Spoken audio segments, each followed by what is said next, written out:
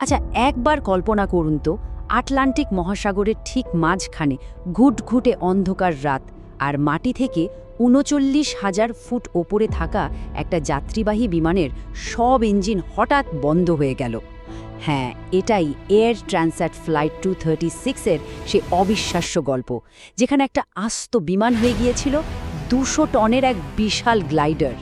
প্রশ্নটা শুনলেই কেমন অসম্ভব মনে হচ্ছে, তাই না?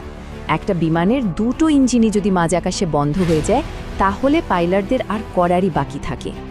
এই প্রশ্নটাই কিন্তু সেদিন ফ্লাইট 236-এ ৩০৮ জন মানুষের জীবন আর মৃত্যুর মাঝে দেয়াল হয়ে দাঁড়িয়েছিল।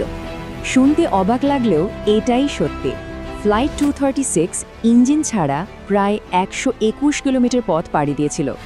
এটা কিন্তু একটা যাত্রীবাহী বিমানের সবচেয়ে লম্বা গ্লাইডের বিশ্ব রেকর্ড, পাইলটদের অসাধারণ দক্ষতা আর সাহসের এক অবিশ্বাস্য নজির। চলুন এই শ্বাসরুদ্ধকর ঘটনার আরও গভীরে যায়। সবকিছুর শুরুটা হয়েছিল কিন্তু আর ৫টা সাধারণ রাতের মতোই। তারিখটা ছিল ২৩শে অগস্ট ২০০১। এয়ার ট্রান্সঅ্যাট ফ্লাইট 236 কানাডার টরন্টো থেকে পর্তুগালের লিসবনের দিকে রওনা দেয়। সবকিছু একদম স্বাভাবিক ছিল। তো বিমানটা ছিল একটা এয়ারবাস A330। ভেতরে ছিলেন ২৯৩ জন যাত্রী আর ১৫ জন ক্রু। আর মজার ব্যাপার হলো, টেক অফের আগে বিমানে কিন্তু প্রয়োজনের চেয়েও ৪.৫ টন বেশি ফিউল ভরা হয়েছিল। মানে ফিউলের কোনো কমতি থাকার কথাই না। রাত ৮:৫২ প্লেনটা তার ৭ ঘন্টার লম্বা যাত্রা শুরু করল। আর ককপিটে সেখানে ছিলেন দুজন দারুণ অভিজ্ঞ পাইলট। ক্যাপ্টেন রবার্ট পেশে, যার ওড়ার অভিজ্ঞতা প্রায় ১৬,৮০০ ঘণ্টার, আর তার সাথে ছিলেন ফার্স্ট অফিসার ডির্ক ডি জ্যাগার, যার ফ্লাইং আওয়ার ছিল ৪,৮০০ ঘণ্টা। বলাই বাহুল্য, বিমানটা ছিল খুবই দক্ষ চালকদের হাতে। ফ্লাইট শুরুর পর প্রায় ৪ ঘণ্টা পর্যন্ত সবকিছু একদম ঠিকঠাক ছিল। বিমানটা তখন আটলান্টিক মহাসাগরের ঠিক মাঝ বরাবর উঠছে।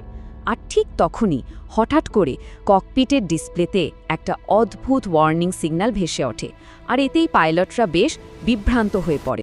ব্যাপারটা হলো কিভাবে একটা ছোট সমস্যা দেখতে দেখতে একটা ভয়ানক রূপ নিল। প্রথমে দেখা দিল তেলের চাপের সমস্যা, যেটা নিয়ে ফ্লাইট ম্যানুয়ালে পরিষ্কার করে কিছুই বলা ছিল না। এর কিছুক্ষণ পরেই আসলো ফিউল ইমব্যালেন্সের সংকেত।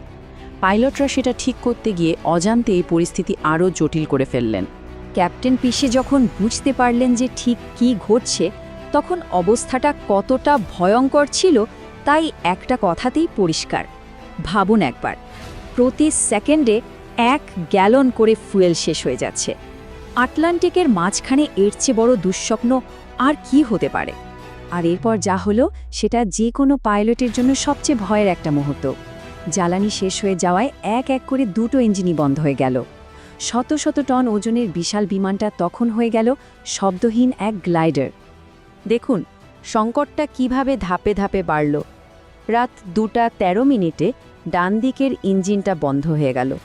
পাইলটরা তখন একটা ইঞ্জিনের ভরসায় কাছের এয়ারপোর্টের দিকে যাওয়ার চেষ্টা করছেন, কিন্তু তার ঠিক কয়েক মিনিট পরে দ্বিতীয় ইঞ্জিনটাও থেমে গেল।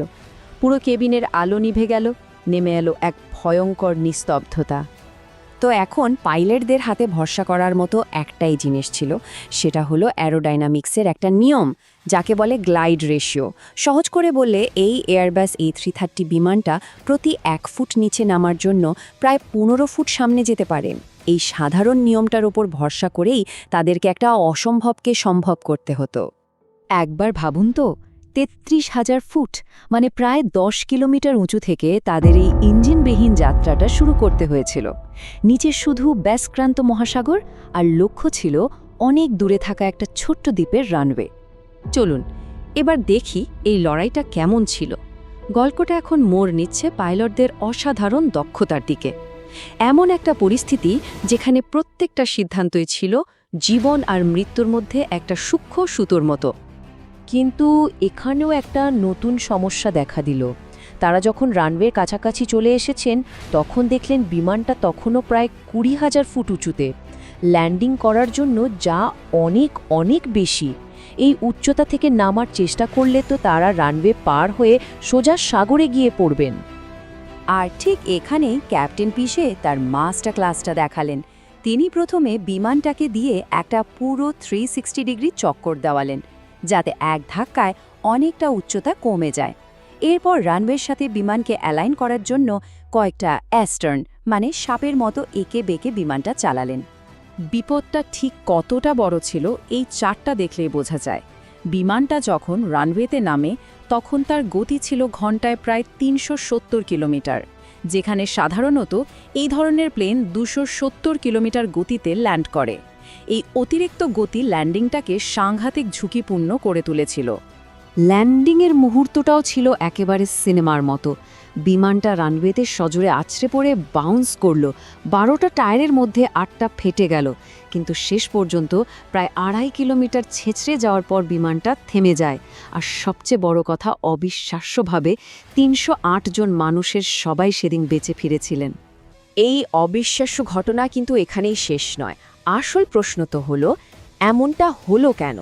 একটা অত্যাধুনিক বিমানের দুটো ইঞ্জিনই একসাথে কিভাবে বিকল হতে পারে? তদন্তে যা বেরিয়ে এলো তা ছিল আরও চমকে দেওয়ার মতো। আসল কারণটা ছিল ছোট্ট একটা মানবীয় ভুল। মেইনটেনেন্সের সময় একটা ভুল হাইড্রোলিক পার্টস লাগানো হয়েছিল, আর তাতেই ফিউয়েল লাইনটা ফেটে যায়। আর ভাগ্যের কি পরিহাস দেখুন, পাইলটরা যখন ফিউয়েল ইমব্যালেন্স ঠিক করার জন্য চেকলিস্ট অনুযায়ী কাজ করছিলেন, তখন সেই সঠিক পদ্ধতিটাই সেটাই ফিউল লিক হওয়ার গতি আরও বাড়িয়ে দেয়। এই ঘটনার পর ফ্লাইট 236 ইতিহাসে অ্যাজরেস গ্লাইডার নামে বিখ্যাত হয়ে যায়। এটা এভিয়েশন ইন্ডাস্ট্রিতে একটা কিংবদন্তি হয়ে আছে, যা মানুষের দক্ষতা আর প্রযুক্তির সীমাবদ্ধতার এক অসাধারণ গল্প। তাহলে এই ঘটনা থেকে আমরা কি শিখলাম? আসলে এই ঘটনাটা বিমান যাত্রাকে আরও নিরাপদ করে তুলেছে। এয়ার ট্রান্সঅ্যাটকে জরিমানা করা হয়েছিল, এয়ারবাস তাদের সিস্টেমে অনেক পরিবর্তন এনেছে, আর সবচেয়ে জরুরি বিষয় হলো এখন পাইলটদের এই ধরনের পরিস্থিতির জন্য বিশেষভাবে ট্রেনিং দেয়া হয়। শেষ করার আগে একটা প্রশ্ন কিন্তু থেকেই যায়। আজকের দিনে যেখানে প্রযুক্তি এত উন্নত, সেখানেও কি একটা সাধারণ মানুষের ভুল এত বড় একটা সংকট তৈরি করতে পারে? এই ঘটনাটা আমাদের বারবার মনে করিয়ে দেয় যে আকাশপথের সুরক্ষার চেনটা ঠিক ততটাই মজবুত যতটা তার সবচেয়ে দুর্বল অংশটি।